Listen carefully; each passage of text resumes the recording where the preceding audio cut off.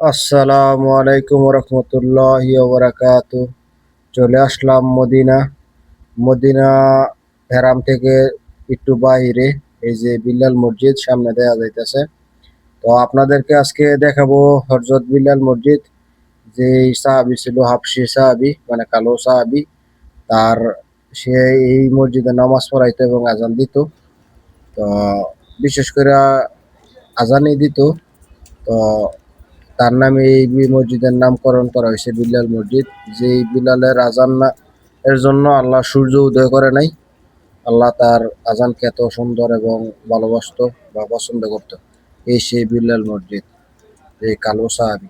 তো এই সাহাবির মানে পায়ের শব্দ আল্লাহর রাসূল জান্নাতে থেকেও শুনতে পাইছিল। এই সেই সাহাবি। তো তার একটা গুণ ছিল, সে উজু করতো সবসময়, মানে দিনে 24 ঘন্টায় উজু করে থাকতো। এই কারণে তার পাওয়ার হাঁটার শব্দ জান্নাত থেকে শোনা যাইত। তো এটা বিল্লাল মসজিদের সামনে কবুতর।